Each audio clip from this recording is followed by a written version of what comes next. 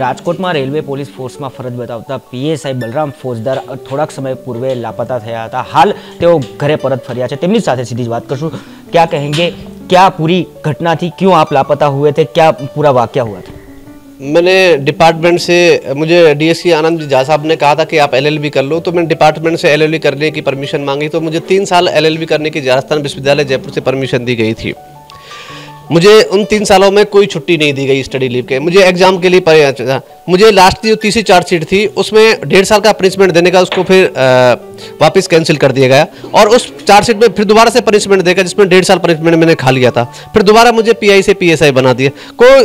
ये प्रशासन की मनमानी थी। मेरे जो आवेदन है 6 साल हो गए स्टडी लीव के आवेदनों को, 6 साल में स्टडी लीव के आवेदनों पर विभाग ने कोई कार्रवाई नहीं की है। ये भारतीय लोकतंत्र की एक पराकाष्ठा की कमी को बताती है कि जहां लोकतंत्र में हम बात करते हैं कि जो सबका आर्थिक सामाजिक विकास होना चाहिए, सब देश के संविधान का पालन करना चाहिए, मैं नियम और उनका पालन करता हूं। पिछले 2 महीने से डीएसपी पवन कुमार श्रीवास्तव मुझे बहुत टॉर्चर कर रहे थे। मेरे आवेदन छुट्टी मांगी जा रही थी।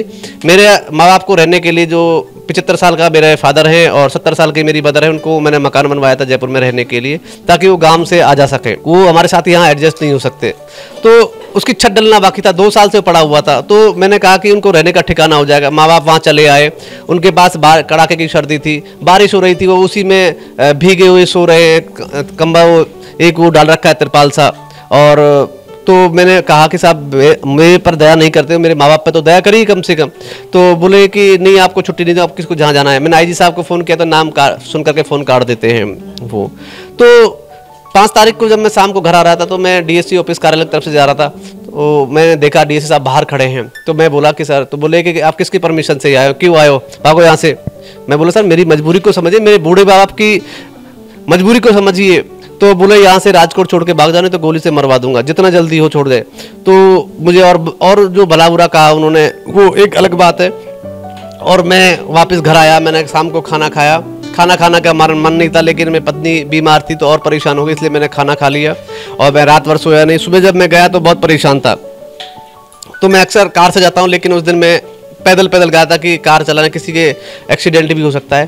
तो वहाँ से मैं ऑफिस में जा करके मैं बस में बैठ गया और मैं अहमदाबाद की तरफ चला गया। अहमदाबाद से मैं आबू रोड के जंगलों में चला गया और वहीं मैं रहा। जब मुझे कुछ खाने को मिलता तो ठीक है, कभी ऐसी जगह भी मुझे मिलती कि जहाँ आसपास कोई गांव के लोग नहीं रहते थे, लेकिन रहने का मंदिर एक जरिया रहता था, तो मैं वहाँ सो जाता था। तो पिछले जैसे 4 दिन से मैं नहाया नहीं हूँ, क्योंकि मुझे 4 दिन से मैं चला आ रहा हूँ। कभी जैसे ट्रक में बैठ गया, कभी जो साधन मिला उसमें बैठ के चलाया, तो बहुत परेशान हूँ। मैं अब भी भयग्रस्त हूँ। मैं अपने जीवन को लेकर, अपने परिवार के जीवन को लेकर अब भी भयग्रस्त हूँ। मैं हमारे देश के यशस्वी माननीय नरेंद्र मोदी से अनुरोध करता हूँ और हमारे डीजी साहब से अनुरोध करता हूँ कि वो मेरे साथ न्याय करें। और मुझे उनसे बहुत उम्मीद है, क्योंकि लोग मुझे कहते हैं कि आप बड़े मोदी भक्त हो, आप बड़ी मोदी की बातें करते हो, आप बड़े मोदी साहब की नीतियों की। आपसे मैं ये पूछना चाहूँगा, कौन आपको परेशान कर रहा था, किस तरह से परेशान किया जा रहा था? डीएसपी पवन कुमार श्रीवास्तव साहब मुझे, इससे पहले वाले भी परेशान कर गए। अनूप कुमार शुक्ला साहब थे जिन्होंने 3 दिन ड्यूटी पर नहीं लिया, 11 दिन में मेडिकल मेमो जारी किया, ऑफिस के आसपास रहा तो बोलो भगाओ इसको यहाँ से मार करके, और नहीं तो इसको थाने में बंद कर दो। वो पहले उन्होंने प्रताड़ित किया। उसके बाद अब इन्होंने मुझे 2 महीने से बहुत टॉर्चर किया। 2 महीने से मैं बहुत परेशान था।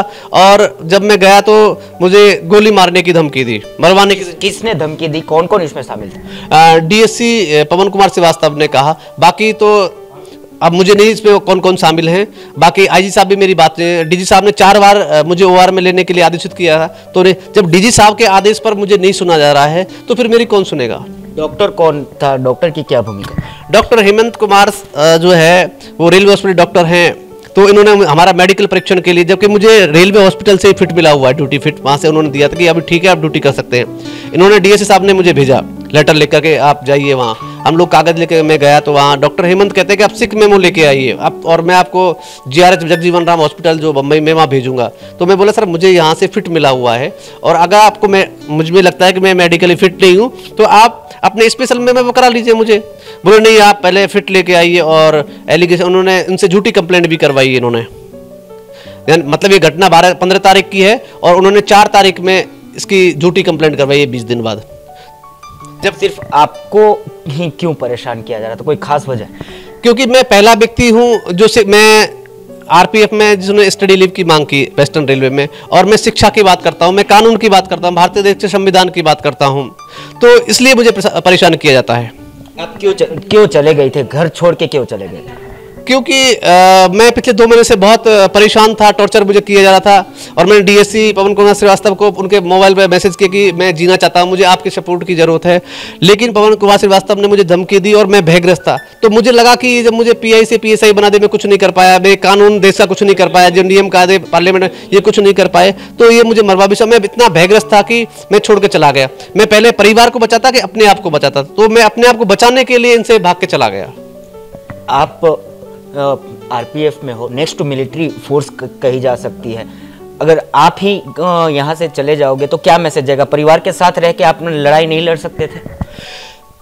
देखिए, लड़ाई कानून की है, लड़ सकते हैं। जब व्यक्ति जो है षड्यंत्र रच रहा हो और इनके पास बहुत सारी पावर हैं, कंप्लेंट करके नौकरी से भी निकाल सकते हैं, मरवा भी सकते हैं, पता भी नहीं चलेगा, इतने बड़े अफसर हैं। मैं एक बहुत छोटा मामूली देश का गुलाम नागरिक हूं। मैं आज भी अपने आप को स्वतंत्र नहीं मानता हूं, क्योंकि जब उच्च अधिकारी को स्टडी लीव मिलती है तो मुझे नहीं, तो इसका मतलब आर्टिकल 14 का भेदभाव है।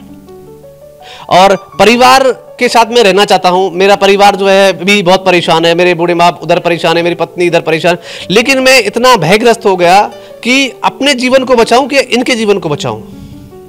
और किसी के साथ इस प्रकार की वारदात हुई है? और बहुत सारे लोग लेकिन बोल नहीं पाते हैं, तो इस संबंध में मैं ज़्यादा कुछ नहीं कहूँगा। अब आपकी क्या मांग है? मैं भारत के जो यशस्वी प्रधानमंत्री हैं माननीय श्री नरेंद्र मोदी जी, जो भारत के देश के संविधान कानून की बात करते हैं, जो शिक्षा की बात करते हैं, वृद्ध माँ बाप की सेवा की बात करते हैं, उनसे मांग करता हूँ कि इन दोषी अधिकारियों के खिलाफ कड़ी कार्रवाई की जाए, मुझे स्टडी लीव दी जाए, और मेरे खिलाफ जो कार्रवाई है कि उनको सबको निरस्त किया जाए, और मेरे परिवार और मुझे सुरक्षा दी जाए। क्योंकि भविष्य में अभी जो है ये मेरे साथ कुछ भी कर सकते हैं, मुझे नौकरी से निकाल सकते हैं अगर, तो मेरा परिवार रोड पर जाएगा, और मेरा परिवार अगर रोड पर आया तो मैं मेरे परिवार के साथ में, पार्लियामेंट के साथ में सामने आत्मदाह कर लूँगा। बिल्कुल જે રીતે આ હતા પીએસઆઈ બલરામ ફોજદાર કે જેમણે ઉચ્ચ અધિકારીઓ દ્વારા ધમકી આપવામાં આવી હતી, જ્યાંથી મારી નાખવાની ધમકી આપવામાં આવી હતી, જેના પગલે તેઓ લાપતા થયા હતા। હાલ તેમની માંગ છે કે તેમને જે અગાઉ ડિમોશન આપવામાં આવ્યું હતું તે પરત ખેંચવામાં આવે, ફરીથી તેમને પીઆઈ બનાવવામાં આવે અને જે માનસિક ત્રાસ આપવામાં આવી રહ્યો છે તે તમામ ત્રાસનો અંત લઈ આવવામાં આવે તેવી તેમની માંગ છે। કેમેરા પર્સન નિશિત ગઢિયા સાથે ગૌરવ રાજસિંહ, અબ તક ચેનલ, રાજકોટ।